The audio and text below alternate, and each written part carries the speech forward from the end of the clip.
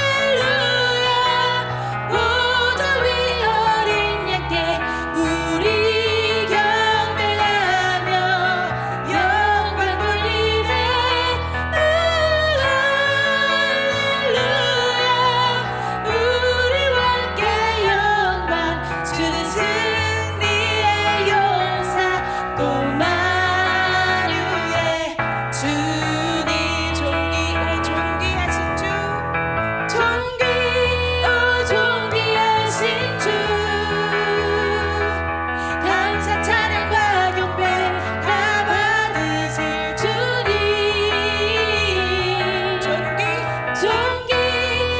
존귀하신 주 감사 찬양과 경배 다 받으실 주님 찬양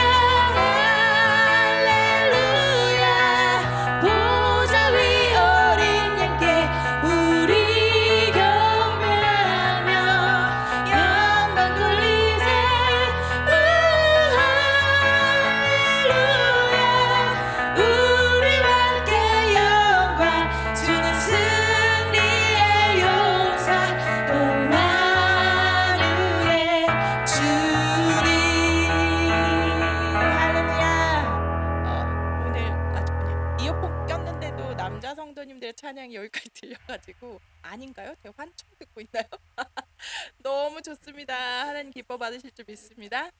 내 삶의 이유라 예수님이 우리의 힘 되시고 기쁨 되시고 소망 되시고 우리의 진심을 다해 고백하도록 하겠습니다.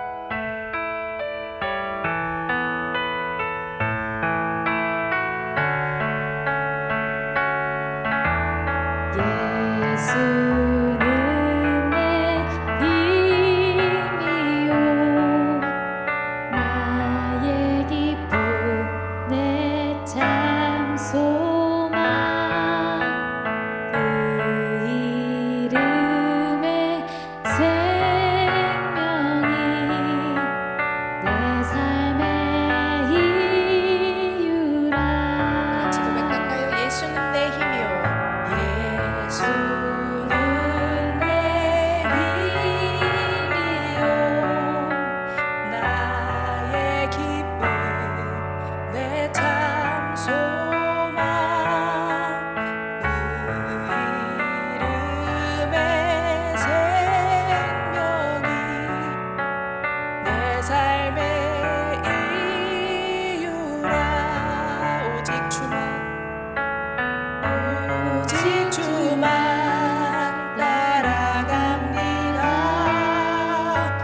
오직 주만 높임 받으소서 내 평생에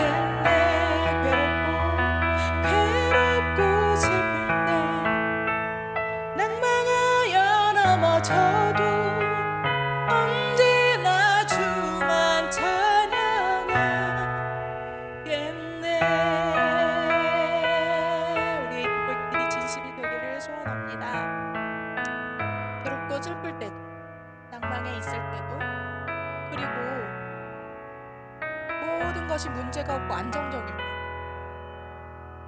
평안할 때도 우리 그때도 주님만 바라보는 우리 되었으면 좋겠습니다. 예배를 위해 우리 함께 기도하며 나아갑시다.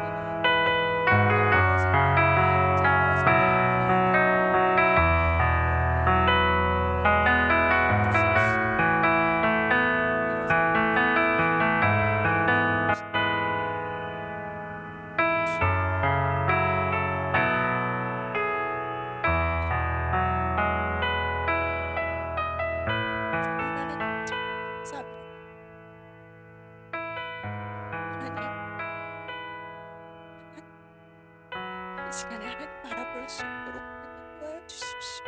어느 때보다 값진 예배 드릴 수 있도록 하나님 도와줘 주십시오. 하나님이 우리의 힘 되십니다. 그 힘이 우리에게 필요합니다. 하나님, 쓰러져 있는 사람에게 더욱 필요합니다. 우리가 같이 일으킬 수 있도록 도와여 주시고 같이 나아갈 수 있는 힘을 허락하여 주십시오. 우리를 교회로 부르셨으니, 우리를 하나님의 형제 자매로 부르셨으니 같이 일으키고 같이 앞장서 나가고 때로는 뒤에서 밀어주고 함께 나아갈 수 있는 힘을 우리에게 허락하여 주십시오.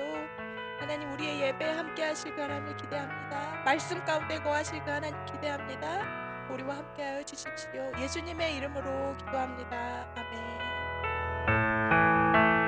성경 봉독하도록 하겠습니다. 오늘 성경 봉독은요, 로마서 1장 18절부터 25절까지 우리 우지원 어린이가 성경 봉독 해주시겠습니다. 로마서 1장 18절부터 23절 말씀입니다. 하나님의 진노가 하늘로부터 나타나서 불의한 행동으로 진리를 거스르는 사람들이 행한 모든 경건치 않은 것과 불의를 찌십니다. 하나님께서는 사람들에게 하나님을 알 수 있게 하셨으므로 사람들 속에 하나님을 알 만한 것이 있다는 것은 분명합니다. 세상이 창조된 이래로 하나님이 보이지 않는 성품인 그분의 영원한 능력과 신성은 그가 만드신 만물을 보고서 분명히 알 수 있게 되었습니다. 그러므로 사람들은 핑계를 댈 수 없습니다. 사람들은 하나님을 알면서도 하나님께 영광을 드리지도 않았고 하나님께 감사하지도 않았습니다. 오히려 사람들은 헛된 것을 생각했으며 그들의 어리석은 마음은 어둠으로 가득 찼습니다. 사람들은 자기들의 지혜롭다고 생각하지만 사실은 어리석습니다. 또 사람들은 불멸의 하나님의 영광을 죽을 수밖에 없는 인간이나 새나 짐승 또는 뱀과 같은 모양으로 바꾸어 버렸습니다. 그래서 하나님께서는 사람들이 원하는 대로 죄악인 행동을 하도록 내버려 두셨습니다. 사람들은 이제 가지각색의 더러운 죄를 지어 자기들끼리 부끄러운 짓을 행하여 몸을 더럽혔습니다. 사람들은 하나님의 진리를 거짓으로 바꾸었습니다. 창조주 되신 하나님보다 지음받은 피조물들을 더 예배하고 섬겼습니다. 하나님은 영원히 찬송을 받으실 분입니다. 아멘. 자, 우리 어른들 같이 말씀 보도록 하겠습니다. 오늘 우리 같이 말씀 보는데요, 가장 큰 죄는 이라는 제목으로 함께 말씀 나누고자 합니다. 죄는 뭐라고 생각하십니까? 죄. 그러면 뭐 여러 가지로 이야기하고 생각할 수 있잖아요. 그런데 가장 큰 죄라는 것은 무엇일까요? 사람에게 가장 큰 죄라는 것은 어떤 것일까요? 큰 죄도 있고 작은 죄도 있죠. 우리가 생각할 때 큰 죄도 있고 작은 죄도 있단 말입니다. 그러니까 나는 작은 죄를 뭐 짜잔하게 몇 개 지었으니까 큰 죄를 지은 사람보다는 나는 괜찮은 사람이야 라고 평가할 수 있고 그렇게 인정받을 수도 있어요. 왜냐하면 죄에 따라서 형벌을 주고 형량을 줄 때 죄의 크기에 따라서도 다르게 이 세상의 법으로도 판결을 하기 때문이죠. 그런데 하나님 앞에 가장 큰 죄라는 것은 무엇일까를 한번 좀 생각해 보면서 나갔으면 좋겠는데 오늘 말씀을 보니까 진리를 가로막는 사람들이 있어요. 불의함으로 그것을 막고자 무시하고 거절하는 사람들이 있다는 거예요. 진리라는 건 뭐냐면요. 여기서 우리 진리라고 하는 건 이렇게 한번 생각해 보죠. 하나님을 아는, 하나님을 알아갈 수 있는 지혜, 지식 이런 것들이라고 한번 생각해 보시고 하나님을 모르는 것이 하나님 앞에는 가장 큰 죄라는 것을 한번 좀 생각해 보셔야 할 것 같습니다. 그들을 향한 하나님의 진노가 있거든요. 하나님 모르는 사람에 대해서 하나님은 진노하세요. 왜냐하면 이 진노는 언젠가 하나님이 나중에 참다 크게 화낼 거야. 그게 아니라 하나님 지금 진노하고 계세요. 내가 나중에 참다가 화낼 수 있어. 그게 아니라 하나님을 모르는 사람들에 대해서는 지금 진노하고 계세요. 그걸 한번 보죠. 이 진리는 뭐 과학적인 진리도 있고 무슨 법적인 진리도 있고 정치적인 진리라고 여기는 그런 것이 있는데 진리라는 것은 하나님을 아는 진리란 말이에요. 그 진리들이 다가왔는데 하나님을 아는 것이 다가왔는데 거절한 거죠. 거부한 거죠. 막아섰단 말입니다. 그들에게 다가온 진리라고 하는 것은 무엇일까요? 사람들에게 다가간 진리, 하나님을 알 수 있는 것은 뭐냐면 하나님이 특별히 어떤 사람에게 야 나야 하고 이렇게 가르쳐 주시거나 찾아오셨다면 그 누구도 거절하기 힘들겠지만 하나님은 모든 사람들에게 보여주셨다 이렇게 말씀하셨어요. 그것을 우리는 자연 계시, 일반 계시라는 용어를 사용해요. 천하 만물을 보면 이 모든 세상에 돌아가는 이 자연 이치가 그냥 우연히 이렇게 될 수는 없다라고 하는 거예요.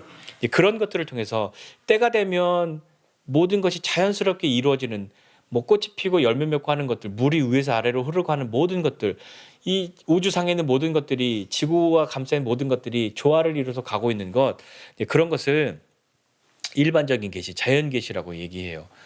하나님을 알게 하는 진리가 있는데 자기가 불의하기 때문에 이 불의로 그 진리를 막아서는 거예요.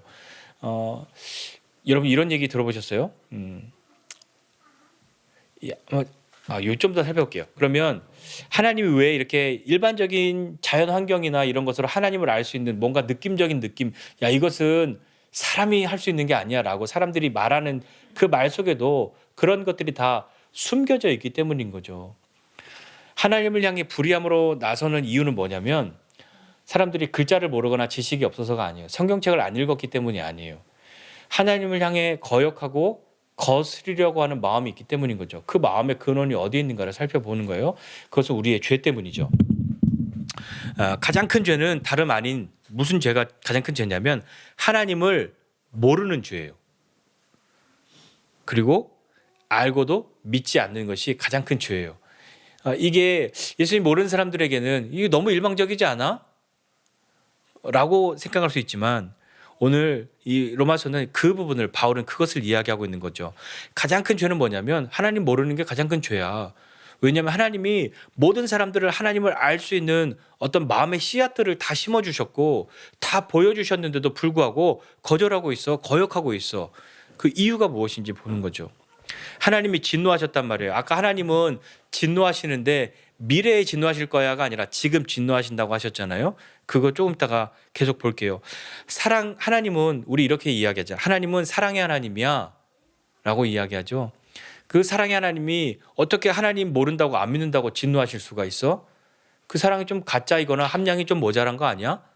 그렇게 이야기할 수도 있어요.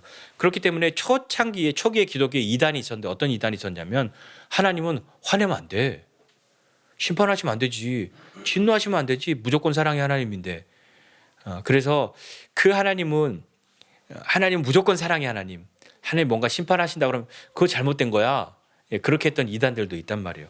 그래서 야 이거 안 되겠네 하고 하나님이 심판하신다는 내용 없는 사랑하신다는 내용만 있는 것들을 골라서 믿는 사람들이 나왔어요. 그러면 안 되는 거잖아요. 그래서 성경도 다시 이것을 우리가 성경이라고 지금 우리가 보고 있는 정경이라고 인정하고 나머지 것들은 빼고 왜 심판의 하나님은 우리는 안 믿어 그런 사람들이 있으니까 그런 것들을 만들었죠. 자녀가 잘못되면요, 자녀가 그릇된 길을 가거나 그러면 화가 납니까 안 납니까? 내 뜻대로 안 한다고 해서 화가 나는 것 말고요. 자녀가 그릇된 일을 하고 그러면 괜찮네. 뭐 어제는 닭을 잡아 죽이더니 오늘은 소를 잡아 죽였네. 괜찮네. 그렇게 이해할 거예요. 그렇지는 않잖아요. 무엇인가 아주 심각한 잘못을 하게 되면 화가 나죠. 왜 화가 나요? 내 마음에 안 들었기 때문인가요? 그것보다 더 근본에 있는 것은 내 자식이기 때문에 그렇습니다. 사랑하니까 그런 거죠. 무조건 하나님은 사랑의 하나님만 계시진 않아요.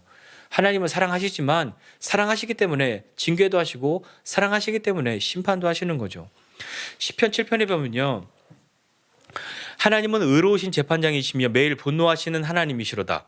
사람이 회개하지 않으면 그가 그의 칼을 가시고 그의 활을 이미 당기어 예비하셨도다. 죽일 도구를 또한 예비하시며 그가 만든 화살은 불화살이다 라고 성경은 기록하고 있단 말입니다. 하나님 그런 하나님이세요. 하나님 굉장히 사랑하시고 우리를 좋아하시지만 그 사랑으로 우리를 징계하시고 심판하시기도 하신단 말입니다. 하나님의 심판을 피할 수 있는 사람은 아무도 없죠. 뭐 돈이 많다고 하나님의 심판을 피합니까? 오래 살았다고 하나님의 심판을 피합니까? 공부를 많이 했다고 하나님의 심판을 피합니까? 뭐 자기 인스타에 팔로워가 많다고 해서 하나님의 심판을 피합니까? 그렇지는 않은 거잖아요. 하나님이 심판하신 이유는 뭐냐면요, 하나님을 알만한 것을 그들에게 이미 주셨기 때문이에요. 그들의 마음속에 그런 씨앗도 심어주셨고 만물로 이미 보여주셨기 때문이에요. 하나님이 이것을 그들에게 보여주셨다. 그 마음을 그들이 가지고 있지. 우리처럼 믿음이 없다고 해도, 그것을 소유하지 않았다고 해도 하나님이 그들에게 보여주셨단 말이에요. 너 내가 이거 만들었어. 만물이 증거하는 거죠. 그렇기 때문에 핑계댈 수 없다라고 이야기하는 거예요.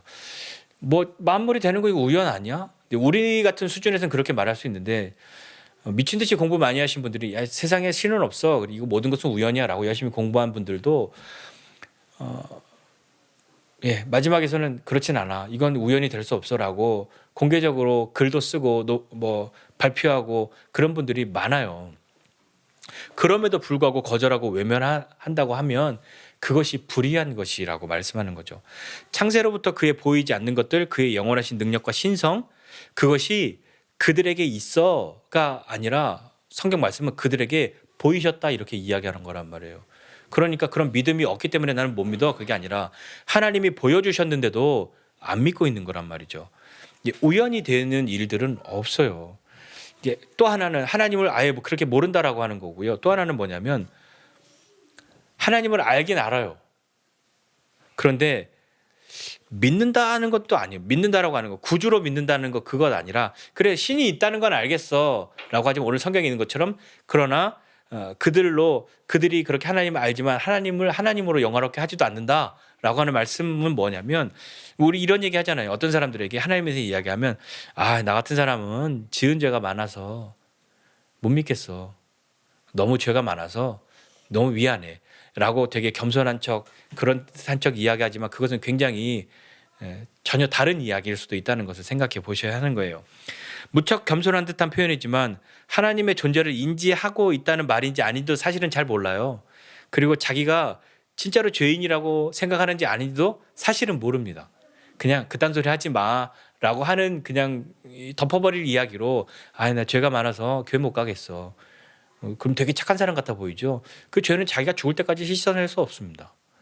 그러니까 예수님이 우리는 필요하다고 믿는 거잖아요. 죄가 많다고 그렇게 말을 한다면 그 죄를 해결해야 하지 않아요? 죄가 많은 채로 여전히 계속 그냥 살아가겠다는 이야기잖아요.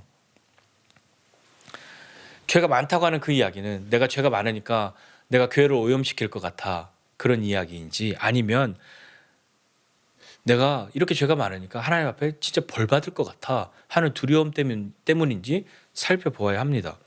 하나님을 영화롭게도 않고 감사하지도 않고 오히려 그 생각이 허망하여져서 마음이 미련한 대로 향하여 있다 이렇게 성경이 기록하잖아요.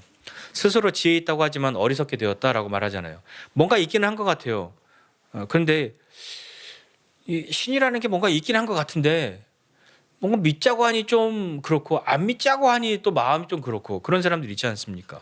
그러니까 뭐 그렇다고 내가 또 이 사람들이 말하는 하나님을 믿어주자고 하니까 그건 좀 약간 자존심 상하는 것 같고 그래서 하나님을 대신할 다른 것을 만드는 거죠. 썩어지지 않은 하나님의 형상을 썩어질 사람과 새와 짐승과 기어다니는 동물의 모양, 그 우상으로 다 바꾸어 버리는 거죠. 다른 것으로 그럼 대체품 나는 이걸로 그냥 신을 대신해 이렇게 하는 거란 말이에요. 하나님을 하나님으로 아는 것이 아니라 하나님을 다른 것으로 바꾸는 거죠. 하나님의 진노는요. 영원 앞으로 될 게 아니라 지금 되어 있다, 지금 진노가 있다라고 말씀드렸어요. 시제가 하나님의 진노하심이 앞에 있을 것이다가 아니라 지금 하나님의 진노하심 가운데 있다라는 거거든요. 이 하나님의 진노하심은 어떻게 드러나냐면 하나님의 진노하심은 인간의 죽음과 피조물의 탄식으로 나와요. 하나님이 진노하셨기 때문에 영원히 하나님과 살 수 있었던 사람들이 죽음을 맞았단 말이에요. 죄 때문에 하나님의 죽음을 경험하게 되었던 거죠. 그러므로 피조물도 로마서 우리 뒤에 나중에 보겠지만 8장에 가보면 바울이 이야기 피조물도 탄식하고 함께 고통을 겪는 걸 우리가 안다. 왜냐하면 죄악된 세상의 삶을 살아가고 있기 때문에 사람들이 이 죄악된 것으로 만들어 놓아서 세상을 망가뜨리는 것이 얼마나 많아요. 뭐 단지 기후가 나빠졌다, 뭐가 안 좋아졌다 이런 것뿐만 아니라요. 인간의 죽음과 하나님께서 지으신 이 사람과 이 피조물들이 탄식하는 세상을 우리가 만나게 되었단 말입니다. 그리고 또 하나 하나님의 진노하심은 어디에 있냐면요. 그냥 내버려 두시는 거예요. 하나님의 그냥 내버려 두시는 그 상태가 진노하심 가운데 있다라는 건데 그걸 안 믿어요. 그리고 그걸 잘 모릅니다. 오늘 말씀에 쭉 보면 그 뒤에도 보면 24절도 26절도 28절에도 보면요. 내버려 두신다, 내버려 두신다, 내버려 두신다 이렇게 거듭해서 기록하고 있습니다. 정욕에 내버려 두시고요. 욕심에 내버려 두시고요. 상실한 마음 그러니까 약간 비인격적인 상태가 된 그런 채로 그냥 내버려 두셨다라고 말하는 그건 하나님이 힘이 없고 하나님이 존재가 없고 하나님이 능력이 없고 야 니들하고는 안 해 나는 교회 다니는 사람만 하고 해 그것이 아니라 그렇게 내버려 두시는 것 자체가 하나님의 진노다 하는 거예요. 하나님을 아는 지식 하나님을 아는 진리 이것을 불의로 맞서고요. 마음이 어두워지니까 별 희한한 것들이 신처럼 그렇게 자기들에게 여겨지는 사람들이 있잖아요. 신으로 모시고 산단 말이에요. 뭐 동물, 뭐 자연, 뭐 물질 다 자기 신이 되고 있지 않습니까? 그러면 결과는 어떻게 돼서 점점 더 죄로 가는 거죠. 하나님이 힘이 없어서 하나님이 계시지 않아서 내가 내 마음대로 해도 하나님이 그냥 내버려 두시는 것이 결코 아니란 말입니다. 사람들이 한두 번 죄를 지었는데 하나님이 있다면 나 좀 혼내보지? 나 죄 지었는데도 괜찮잖아. 너보다 더 나쁘게 사는데도 괜찮잖아. 하나님이 어디 있어? 아니요. 그게 하나님의 진노의 상태 가운데 놓여져 있는 거예요. 그냥 내버려 두시는 거란 말입니다. 정욕대로 살면 세상에서 막 잘 나갈 것 같잖아요. 욕심대로 머리 굴려서 속이고 막 해가면서 남들보다 다 무엇을 다 빼앗고 속여가면서 그렇게 하면 잘 하는 것 같은데 수단과 방법을 가리지 않고 올라가고 있는 것 같은데 그러면 왜 저렇게 악하게 사는 사람은 하나님이 내버려 두시고 예수 믿는 우리는 나는 정말 성실하게 살려고 하는데 이렇게 고난과 고통 가운데 있고 왜 맨날 힘들어서 허덕여? 진짜 하나님이 있는 거야? 라고 나 스스로도 물음표가 생기고 사람들이 그렇게 물을 때 맞아 그러게 할 말이 없네 이렇게 되어버리는 거잖아요. 아니요. 안 믿는 사람들은 세상에서 잘 되는데 왜 우리는 이렇게 고난을 당하냐? 그거 부러워하지도 말고요. 원망하지도 말아야 돼요. 이유는 뭐냐면 진노 가운데 있다는 것을 모르기 때문인 거죠. 또 하나 하나님의 진노는 뭐냐면 영원한 형벌이에요. 우리는 이렇게 스스로 멸망할 수밖에 없는 우리란 말이에요. 의인은 없는데 하나도 없어요. 자, 이런데 우리는 어떻게 해야 되겠냐고요. 우리의 의로움, 우리 스스로는요 결코 사람을 구원할 수 없단 말이에요. 그렇기 때문에 우리가 유일하게 믿는 것, 우리가 유일한 길은 뭐냐면 예수 그리스도의 복음을 듣고 예수 그리스도의 십자가의 죽으심을 의지하는 것 말고는 사람은 나아갈 길이 없단 말입니다. 가장 큰 죄는 뭐냐면요. 하나님을 믿지 않는 것이 가장 큰 죄예요. 하나님을 마음에 두기 싫어하는 것이 큰 죄란 말입니다. 하나님을 인정하고 믿고 마음에 모시고 왕으로 섬기고 살아야 한다고 하면 불편해요. 싫어요. 나는 내 맘대로 하고 싶어요. 내 인생은 나의 것인데 왜? 나도 내 멋대로 하고 싶고 저 사람들처럼 저렇게 높은 자리 가고 싶고 저 사람들처럼 저렇게 좋은 거 하고 싶고 부러움을 사고 싶은데 왜?